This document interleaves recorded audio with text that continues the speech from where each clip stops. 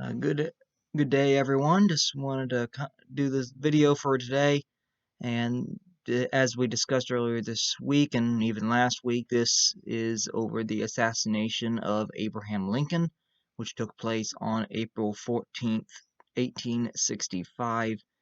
Now, I know that we've done at least 3 Civil War videos now. This will be our 3rd Civil War video at least. I am going to assure you right now that this is the end of them for a while. Unless someone requests something like that, this will be the last of the Civil War era, so for quite a while, so this will be over. This is out of phase. So I guess let's just get right into the topic with the handy-dandy notebook and everything else. We'll get right into it here. Now, due to also the factor that the assassination of Abraham Lincoln is kind of taught in schools, like from a very early age, kind of even in 2nd grade, I can remember being told, if not earlier than that, I can remember being told by the teacher, oh, he was shot.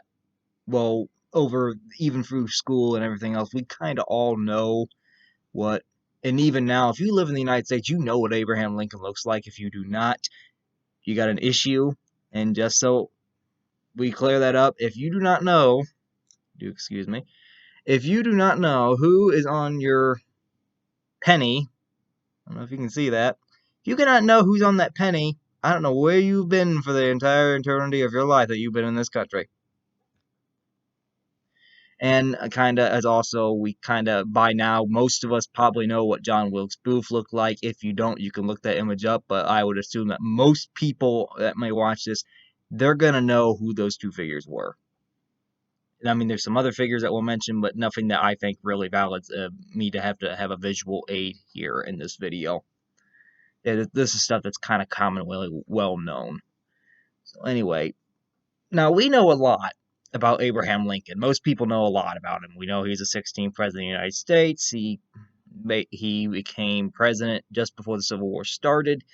During his administration, of course, the Civil War raged because the southern states broke away from the United States, trying to form their own nation because they got the vaunted idea that Lincoln was going to get rid of slavery, which eventually, of course, he did, but he wasn't going to initially plan on doing so until after they started rebelling.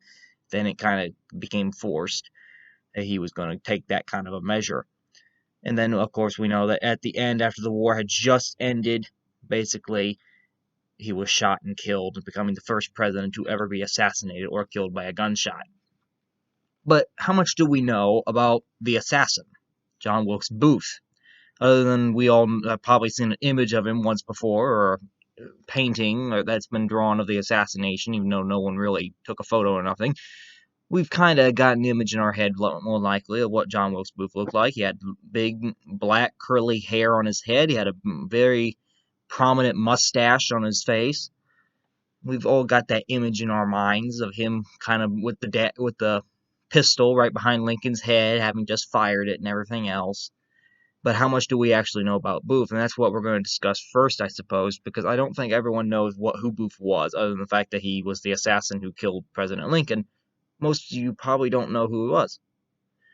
John Wilkes Booth was born in 1838. He was born to a prominent actor family, the Booth family, in Maryland in 1838.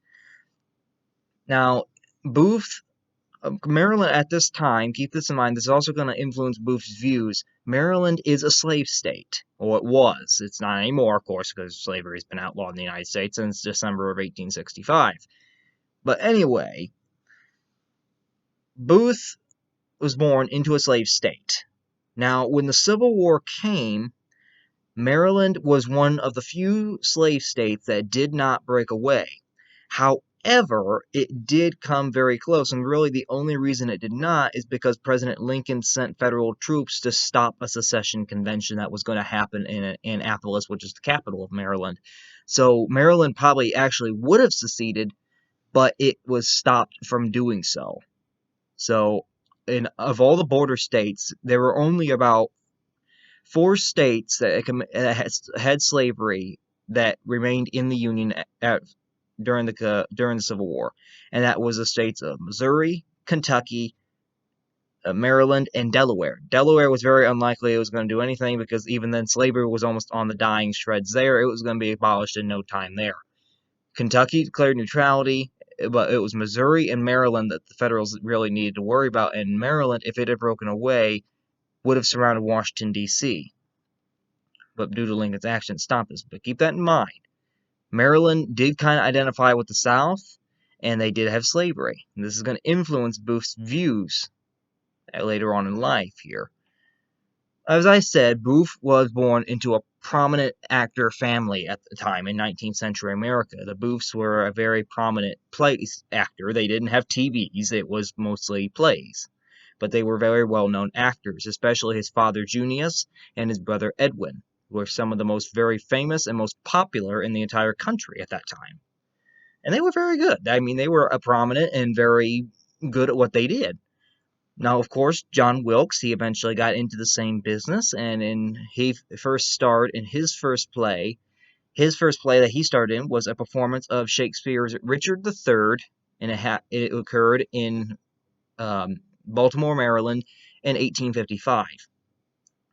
And Booth was very well known when he became an actor, but he was also known to be aggressive on the stage. Like, sometimes when he would act out acts, like one time when he was playing Romeo and Juliet, when he went and was trying to, he was, of course, Romeo, and as he was trying to do one of the scenes of Juliet, he ended up actually pulling some of the strands of the actor's hair out. That was not exactly a particularly good subject for her in that case of what happened. So, of course, that was not very good with that part. And Booth had other instances where he wasn't purposely being aggressive, it was just his nature a little bit. But anyway, he was very good at what he did, and he was very prominently known because he was very well known for his charisma that he had. He had a certain athleticism that allowed him to do certain scenes and plays and stuff that a normal actor wouldn't always be able to perform effectively. And he was very well known for his good looks and his kind of communicative with the ladies. He was very much the ladies' man, as I guess is what we would call it. Now, Booth commonly, although he lived in Maryland, he commonly would work in Richmond, Virginia, which, as we know, eventually became the Confederate capital. And this was also partly due, Booth did consider himself to be a Southerner. He considered himself to be a true Southerner, and he even, very passionately at times, he would defend the slave system that the South had, because even before the Civil War, in the years leading up to it, there was that fever in the United States that we need to abolish slavery, and then the South was saying, no, we do not. We need to expand it. And Booth was very clearly on the side of the Southerners in this, because he not only considered himself a Southerner, but he deemed that the slavery system was the righteous place of the black man. He did not believe that African Americans should be free. He believed that they were destined, and that was their rightful place, was to be in bondage, which, I hate to tell you this, Booth, and I hate to tell you this, Confederates and white supremacists, that is not true. They're equal just like us. Now, very unfortunately, this did shape Booth's view. Now, as the Civil War broke out in early 1861, Booth he did consider joining the Confederate Army. However, his mother was very against him joining the army and insisted and made him promise to her that he would not do so, which surprisingly Booth did indeed promise, and he obeyed that promise. He kept that promise and did not join with the Confederate Army, but he did have very strong Confederate sympathies as the war kind of went on. Now, Booth did stay in the North during this time. He would stay around in the North, around Maryland and such. He would not go anywhere else in the South, because that was kind of barred. If you were caught going to the South without being a federal official, then you were probably viewed as possibly being a conspirator or a spy. And, of course, this only festered his hatred, I suppose, because he's stuck in the North with the people that he most despises. He hates the abolitionists because they want to get rid of the slavery system, and he very much despises Lincoln because, being a Confederate sympathizer, he views Lincoln in the same view that most of the Confederates had him in. So, of course, while he's stuck in the North, he's not going down to the South, but he is, in fact, his hatred is kind of festering and growing at the same time toward the two things that he is really growing to hate due to his Confederate sympathies. that kind of is where Booth's background comes to this point. So now we get to planning the assassination. What exactly went through Booth's head to get here? In March of 1865, in 1865 in general, the war is basically going to come to an end. The Confederacy is going to lose at some point, as we've already discussed in the past couple of weeks. Richmond fell, then Lee surrendered in April, and after that, it was basically just done. But this is about a month before that. This is in March, during at the same time when Petersburg is being sieged, as we mentioned about a week ago. Booth and a group of co-conspirators of his began to plot out a little plan to kidnap and abduct President Lincoln out of Washington, D.C. in order to hold him hostage and hopefully to get the Union to quit the war in order to allow the Confederacy to survive. And of course, that was not going to go very well with the authorities, even if it had gone outright. Now, this plan did fail. It never really managed to materialize correctly, and it fell apart soon after, and this was a very faulty little decision that they had. Now, of course, that kind of falls out. Now, as we mentioned, Robert E. Lee and his Army of Northern Virginia, they surrender on April 9th of 1865, which basically means this war is basically coming to an end. And Booth, just like many of the Confederates, he's distraught by this. He too sees what's going to happen, and he doesn't want it to happen. He's like desperate for anything that he can do to try to save the Confederacy in his mind. And Booth eventually comes across this odd decision that I'm just going to go ahead and do something much more sinister to try to do this. He was that desperate. On the morning of April 14th, Booth is in Washington, D.C., and he reads a newspaper that morning. He's reading the newspaper that morning. He happens to look across the street, and back then they would put news things on the walls of buildings. Well, he notices a thing that advertises a show, a performance of the American comedy play Our American Cousin will happen that night at around 8 p.m. at the Ford's Theater in Washington, D.C. It's also listed on this thing that President Lincoln will be attending this play, him and his wife. And this immediately gets the sick mind and gears in Booth's head to start rolling, and he starts thinking, what can I do here? And it immediately starts coming to him. So immediately after he finds this, he goes and gathers all his co-conspirators. He goes and quickly regathers them that they had previously plotted that one plot to kidnap him in March that failed. Now he's wanting them all back. He's going to discuss something new with them. And that's where things kind of take this real dark turn. Basically, Lincoln and his co-conspirators, not Lincoln, I do apologize for that, Booth and his co-conspirators, Booth comes up with a plan that not only are they going to try to assassinate Lincoln and kill him, but they're also going to try to assassinate the vice president, they're also going to try to assassinate Vice President Andrew Johnson, Secretary of State William Seward, and, if possible, General Ulysses S. Grant.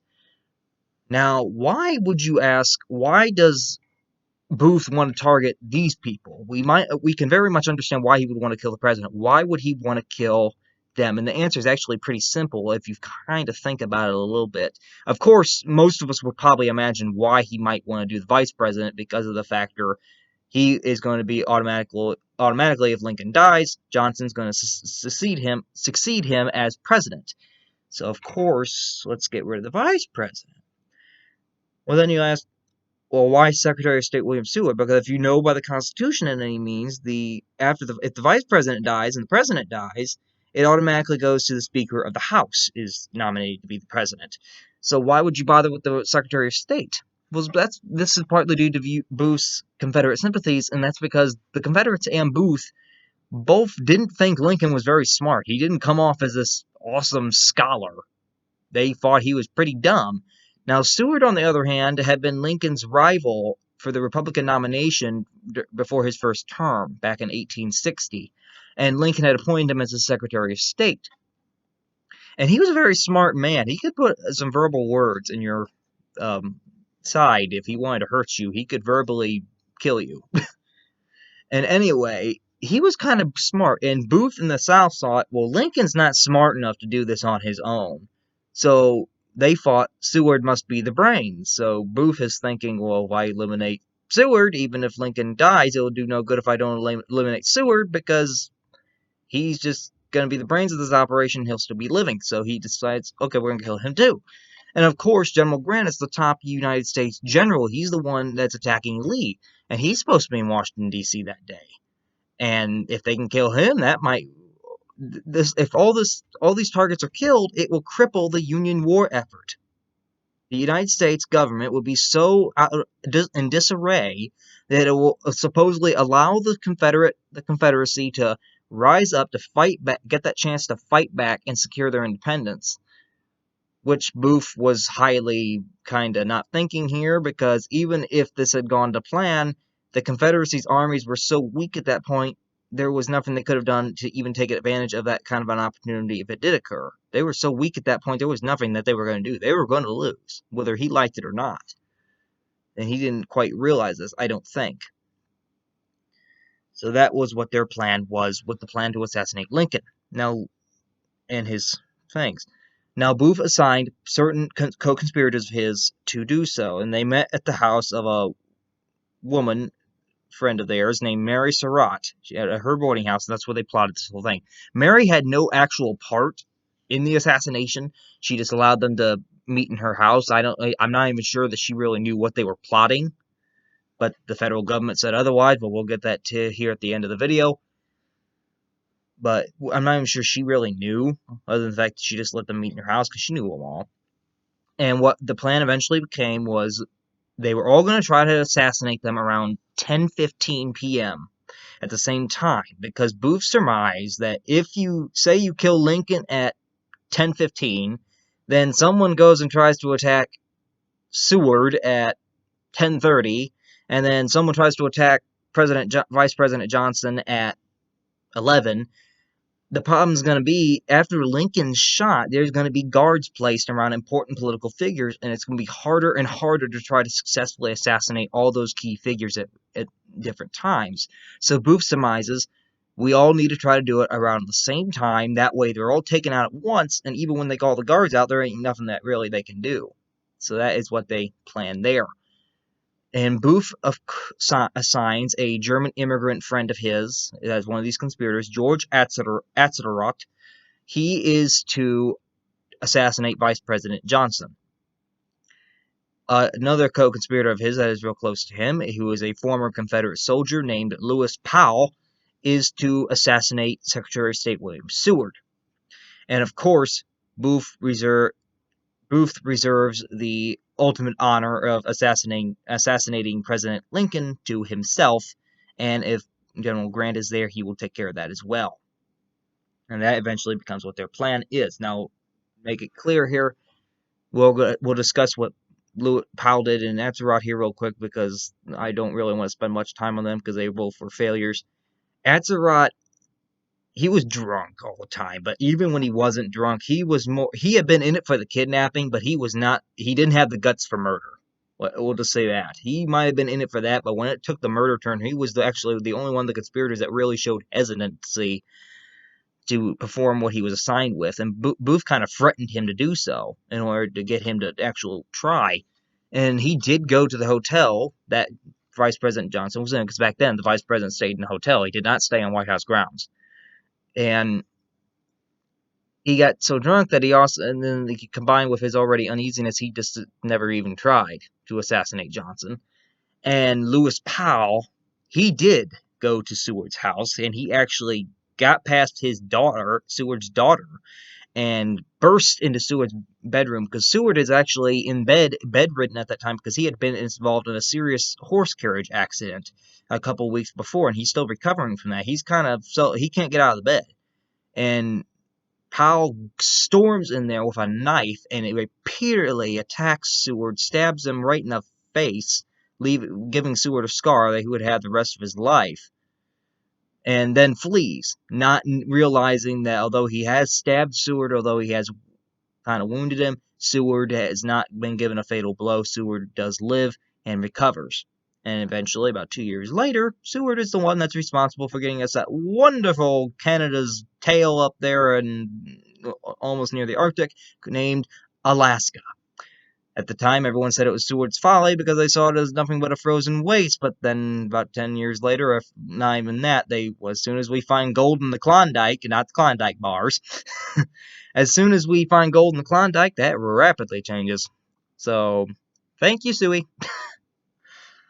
So, now on to Booth, to the part that we've all heard of what exactly happened with the assassination. The Lincolns that night, they arrived a little late. The play was starting at 8, and the Lincolns, if I remember right, they did not come and arrive until roughly 9:30. And even though they arrived, but they were in good spirits for the thing. Lincoln, of course, was in good spirits, and so was his wife. She was happy that he was, and then Lincoln, of course, he's happy because the Civil War has plagued him ever almost since he's took on office. He's just started his second term. He's looking forward to the end of the war. He's looking forward to rebuilding and binding the nation's wounds, and his wife is very happy to see him happy as well, and they start discussing their plans for the future as well that night. Accompanying the Lincolns is Major Army Officer Henry Rathbone and his fiancée, Clara Harris. And they were invited by the Lincolns to join them for the evening. They had invited several other figures, including General Grant, but General Grant had politely declined Lincoln's offer, and so many of the other important figures. So they were kind of at the end of the list, but they wanted company for the night, so they said, hey, come along with us to the play. Never mind telling them that they were on the bottom of the list, but we won't tell them that. But basically, Booth entered the theater around 10. Now, the Lincolns, as they had come into the theater, they had gone up to the second floor, and there was a private balcony box there that was known as the President's Box, and that's where they were all going to sit. And as when they entered the box, of course, the crowd was so happy that the war was ending. They were so approving of Lincoln that they actually stopped the play. The audience stood up, and they applauded Lincoln as he came into the theater and sat in the box. They were applauding him and everything. Well, as the play continues, Booth enters the theater at around 10 p.m. and he's played at plays at Ford's Theater multiple times. Given that he's a very well-known actor, he's done many plays, he knows Ford's Theater's layout, and he knows exactly where the box is that the president is in. Now, Booth has also, although I do not believe he'd ever actually acted as a part in Our American Cousin, he knew the play well. Like, he knew every act. He knew every scene. And he knew that around 10:15, when he timed it, there was going to be a scene that was going to be one of the funniest scenes in the play. And he knew that the laughter from the audience that there would be an immense amount of laughter from the audience. And when this happened, Booth was going to take that opportunity to do and shoot Lincoln, that when the sound was at the loudest, that way the gunshot may not even be heard. And that was his plan on that part.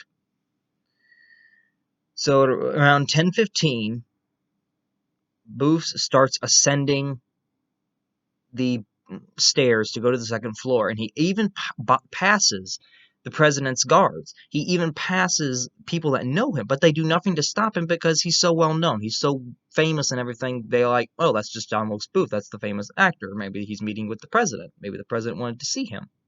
And back then, the Secret Service really didn't exist too much back then. They really didn't. It ain't like today. And, which is kind of stupid, but that's a whole nother topic altogether. But Booth was easily able to just go off and wander right up on there and do everything. I don't know why they would not question that someone was heading for the president's box if the president had not asked for them, but yeah, let's just be stupid. And he waited outside the door to the president's box. It was not locked. And he waited until that moment came, and then he started hearing it coming on, and as that moment came, Booth slowly, he kind of crept open the door ever so slightly, just so he could kind of get in there, made no noise. No one knew he was in the box yet. And then the line came where the male actor is having an argument, I suppose, with one of the female actors on the thing, and he makes the comment, I don't know why and be aware, I don't know what this exactly this means, but I will say what they said. And apparently the line that was so funny was you psychologizing old man trap. I don't exactly know what that is, but okay. But apparently this was funny back then, and the whole theater burst out in laughter. Even the Lincolns and the Rathbones up in the box. Booth instantly takes this moment, slips into the box entirely, pulls out in his coat pocket a .44 caliber single shot Derringer pistol. It's his own personal weapon that he's had for a couple years. He aims it at the back of Lincoln's head, not at point blank range, not like the gun's pointing like right on this, not like it's actually on his head, but it's probably like right here.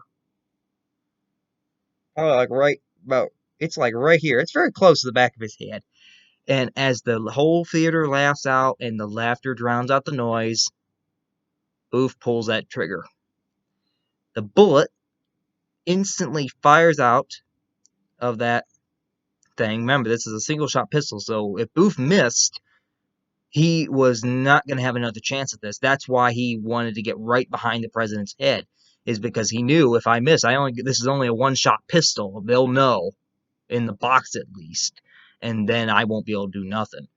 And it's basically a one-and-done thing, and that bullet exits that pistol, goes right into Lincoln's back of Lincoln's skull, and since it was so close to him, it's almost like the force of someone taking a sledgehammer to his skull. It goes in and shatters part of the skull back here and right into his brain, and Lincoln immediately slumps over because it's instant brain damage. He's already unconscious. He's paralyzed.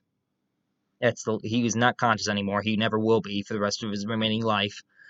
And Booth drops that pistol, getting ready to go out of the restaurant. Not the restaurant, but out of the theater. Now, Major Rathbone, he's heard the shot, and Mary Lincoln, Lincoln's wife, kind of looks over and she notices her husband slump over, and she's like, "What's wrong with you? What's wrong?" She's panicking. And Rathbone looks behind him and he sees Booth.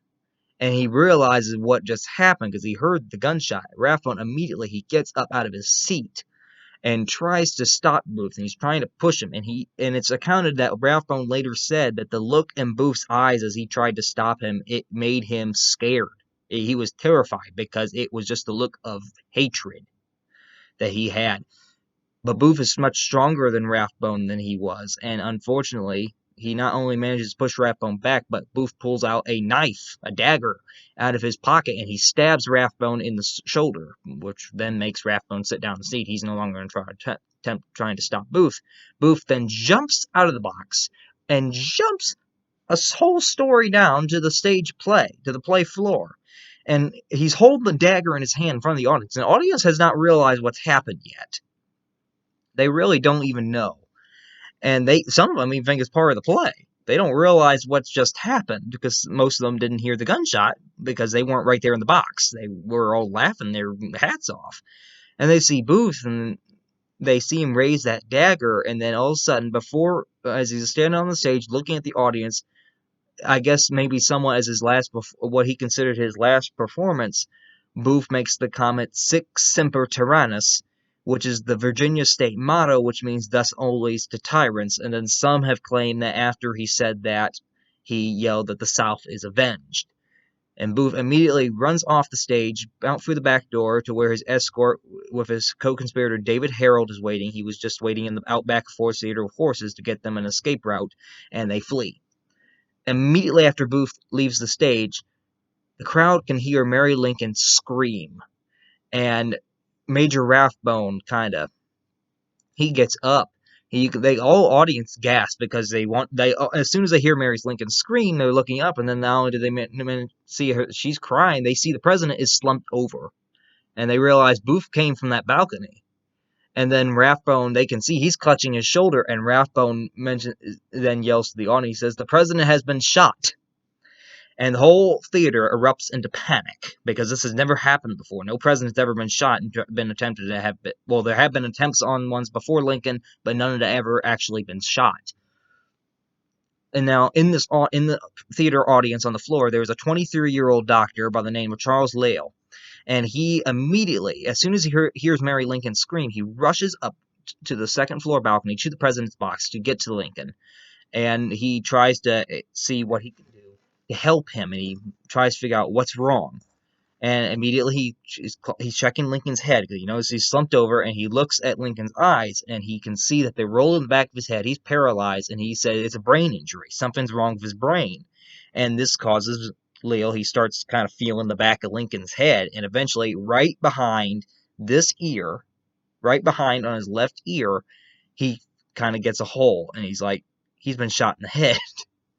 It's leaking, it's not only leaking blood, it's leaking brain matter. So that tells Leo, okay, the bullet went in here, it's in his head, it's in his brain. He's had a brain injury. And Leo orders that they get something to try to stop the bleeding, and they try to cover it up. But unfortunately, it doesn't go too well. And Lincoln, at this point, he's paralyzed, he's unconscious, and he's struggling to breathe. He ain't going to be conscious again for the rest of his life. He's like in a coma, I guess, is what you could put it as. Do excuse me. And Leo immediately realizes, almost immediately, that Lincoln's likely, he is not going to probably make it, but he's going to wait to make any announcement until the Surgeon General comes, who they've already sent word to get from the White House, and they told him to come in quickly, and they're waiting for him to arrive, so they're not going to make an announcement until that happens. Now, Leo orders that they need to get Lincoln out of the theater because people are panicking, they're rushing out of the theater, they're screaming, they're everything else, and he deems it's too dangerous in here, you need to get him somewhere else. And they know that there's a boarding house right across the street, and they say, let's get him to the boarding house, we'll get him in there, put him on a bed, and we can do whatever we got to do there, try to save his life. And a group of soldiers under Leo's direction, they take Lincoln's body, and they carry him across the street, and they put him in this house. It's known as the Peterson House. It's still there in Washington, D.C. today. And that they set him on a bed, but they had to set him diagonally because Lincoln, as we all know, he's a very tall man, and he's actually longer than the bed. So he can't even lay normally on the bed. He's got to be laid diagonally, just to fit on that bed.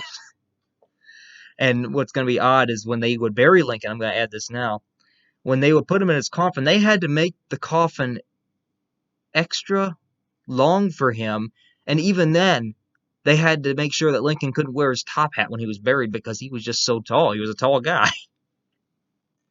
But anyway, what happens here, the Surgeon General arrives, he makes his diagnosis, and the Surgeon General says that Lincoln's likely he's not going to make it through this, and he probably will die sometime that night. And they immediately kind of have doctors in there watching Lincoln's condition all night because they realize there's nothing really we can do. And they just wait. I guess through the night is what they did. They wait for what's going to eventually happen. And during this time, of course, members of Lincoln's cabinet, like the Secretary of War Edward Stanton, Vice President Johnson, and some of the other close friends of Lincoln's, they kind of come to the house, and they're standing by the bedside as well to watch him. Now, Mary Lincoln, she is like grieving, but she's grieving hysterically. She's like out of her mind. She's almost nuts at this point because she's so grieved. And she has two outbursts in that room. And one time she burst in there and she was wanting Lincoln to wake up, to at least say goodbye to their children. And eventually it drives Secretary of War Edwin Stanton, who's in the room. He gets so fed up with this that he orders the soldiers to escort her out of the room. And he said, do not let that woman back in here. And she is kept downstairs the rest of the night. And her oldest son, Robert, who's in his 20s, he comes to the house and he stays with her downstairs the rest of the night to try to comfort her. Lincoln's other son, Tad, he is still at the White House, and he's being kept there because they don't want to take him to see his father, assuming he may be too young to see this, of course. So they kind of keep him there. Lincoln eventually, at 7:22 a.m. on the next morning, on April 15th, Lincoln officially dies. He is dead. He finally expires. And the moment he dies, it's reported that Secretary of State War Stanton, he made the comment that now he belongs to the ages, which is kind of seems very appropriate for President Lincoln for what he was. And that basically confirms his death. Lincoln's body is then placed in a temporary coffin. They take it back to the White House, and he's kind of kept in there prepared for an autopsy. That way they can prepare him for a funeral. And as the surgeons are going into this autopsy, Mary Lincoln gives them a request. She wants them to clip a lock of Lincoln's hair for her to have, of course, which they do. Back then, now this may seem odd today, but back then it was actually a very common practice in the 19th century for people to want to have a memento of a loved one or someone that died. And a very common way that they would do this was it was very common for them to request to have a lock of their hair, just have a small take little lock of their hair here, like that. Take some scissors, clip, tie it up, put it in a baggie, whatever, and give it to that person. That was a very common way for them to remember or have something to latch on to of a loved one. And that was very common back then. It's died out of form. It was never cruel or nothing, but sometimes it could have weird results. Like in Lincoln's case, Mary wasn't the only one that wanted a lock of his hair. A lot of people did, and the surgeons and autopsiers are trying to get all these locks off it. And by the time they're done, Lincoln's actually almost bald because they've taken so much of his hair off. And so it was kind of bad for that part, and that led to that. And unfortunately, that kind of made him bald. Now, as they're doing the autopsy, the surgeons start doing the autopsy. As soon as they start removing Lincoln's brain, because you don't want no organs in there that are going to rot, as soon as they even start removing the brain, they hear something metal clatter to the metal pan that's on the floor, and they look, there's the bullet. And they're looking at this bullet like, shoot, I want to... they're mad at the bullet, but even though it's not the bullet's... Well, it is the bullet's fault. The bullet's not sentient. The bullet did not get in there by itself. Someone sent it there. But there was that sense of madness at that bullet because you just killed the president. And throughout the nation, flags are ordered by Secretary of War Stanton. They're ordered to be flown at half-mast. Businesses are even closed for Lincoln. And basically, on April 18th, Lincoln's body is laid in the Capitol building, lay in state, as we would call it. And it's laid there. It keeps there for 3 days, allowing dozens of thousands of people to come to Washington, D.C. and pay their respects to him in the Capitol. And then 3 days later, on the 21st, Lincoln's body is loaded onto a funeral train, along with the young body of his young son, Willie, who had died in 1862, about 3 years earlier, of typhoid. He had died in the White House of typhoid fever, and he had not made it. And the Lincolns already were going to take his body home when Lincoln left office, but they said, well, okay, Lincoln's going home already to be buried. You might as well take his son's body with him. That way his son can accompany him in a way. And that was done. And the funeral train then left on that day. It made a couple pit stops around the nation in the north, and then it eventually arrived to Illinois and Springfield, where Lincoln's home was, where he was going to be buried. And that was basically thousands of people would go on train tracks all along this route, and they paid their respects to the president, just waiting to see it. And it was kind of sad and everything else. Many businesses even draped their buildings in black crepe and everything else. Well, black crepe and everything, just as a sign of mourning. Now, Mary Lincoln, of course, she was so distraught over Lincoln that she locked herself in the White House bedroom for weeks before leaving. Even after Johnson moved into the White House, she would refuse to leave. And then, of course, she was so distraught, she even missed Lincoln's funeral. She missed her own husband's funeral. And after the whole thing, for the last roughly, I think, a little less than 20 years of her life, maybe 15 years she lived on, she basically got so hysterical that her oldest son, Robert, he actually had her committed to a mental asylum for a short time, which, of course, she was discharged out of that, but their relationship never healed or recovered from it. But she was basically very distraught, and she grieved the rest of her life. So it was kind of bad for her. So that ends Lincoln's thing. Now let's see what happens with the assassins. Do we all know what happened here?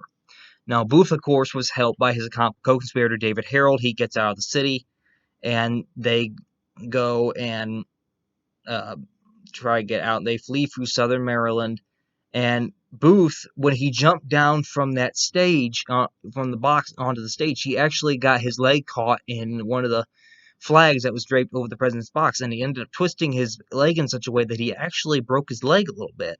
And they find a doctor in the countryside by the name of Samuel Mudd, and they stop in his house and try to get it at least put in a splint.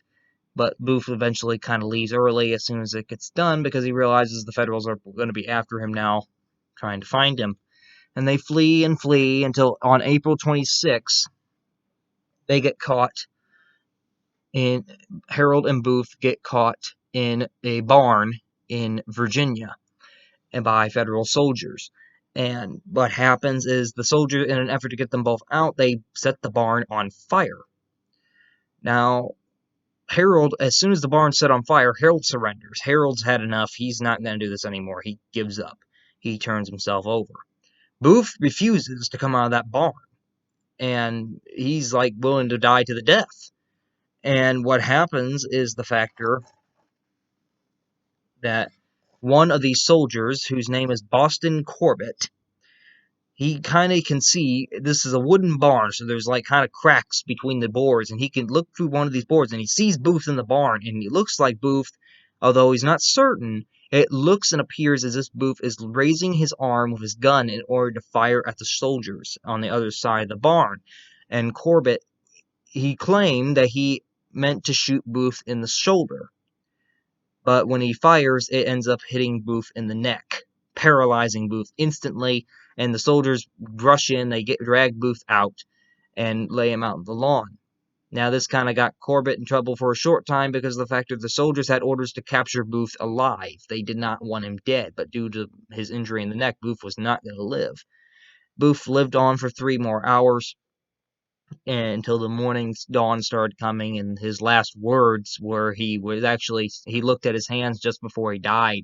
He was looking at his hands. He asked the doctor to show him his hands because he couldn't move them no more. He's paralyzed from the neck down, and because they had severed his spinal cord when the shot had gone in there. And Booth just yells useless, useless, and then he dies. Yeah, real good Booth. Booth had died. He thought he was going to be a hero in the Confederacy.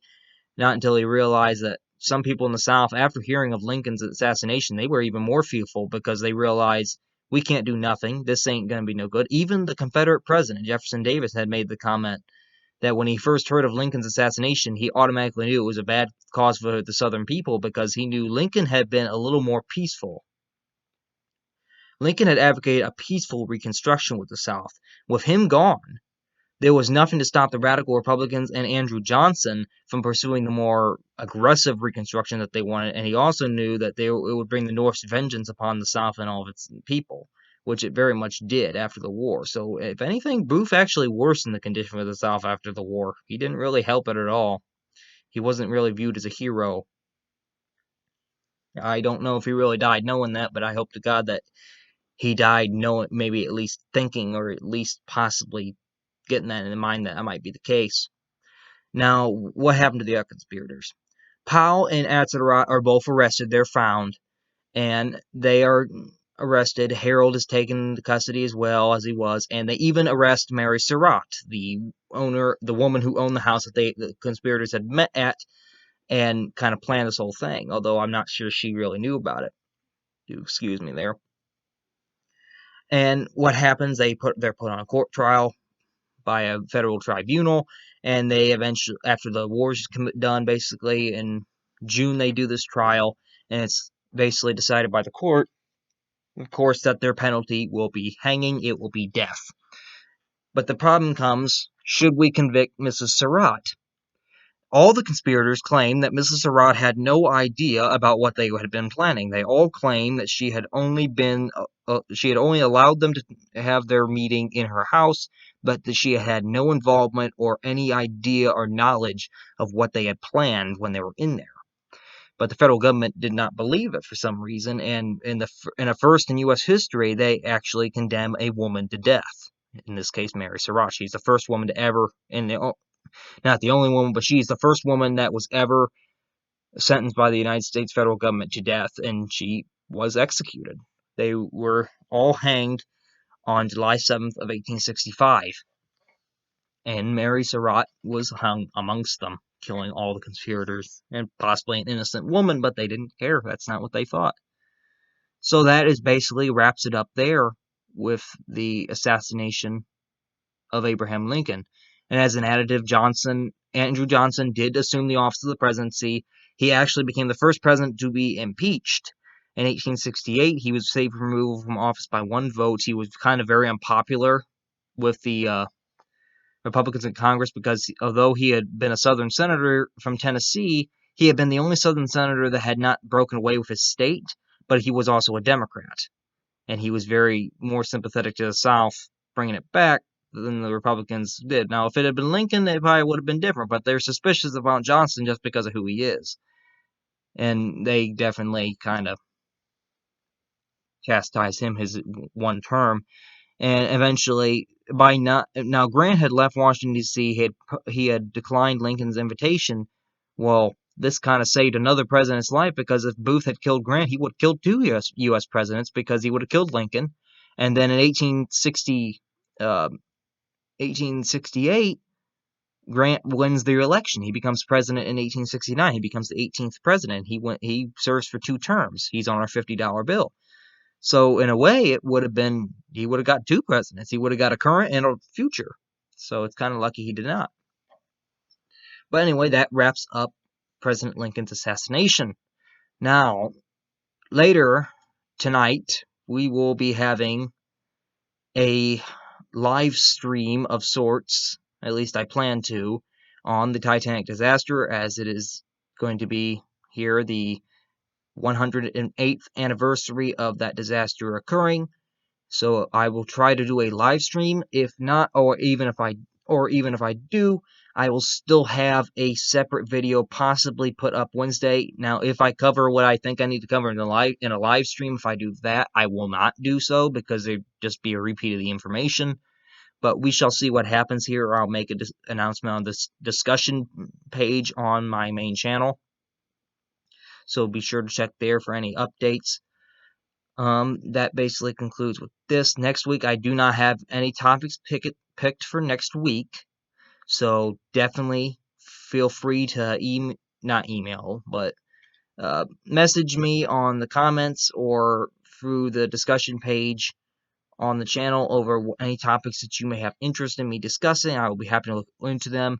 I will hopefully give an update at the beginning of next week as to what the 2 topics will be, given either I will choose them or hopefully maybe we get one suggested. I don't care which. So that is what we're looking at for right now. So I guess that really ends it for this video.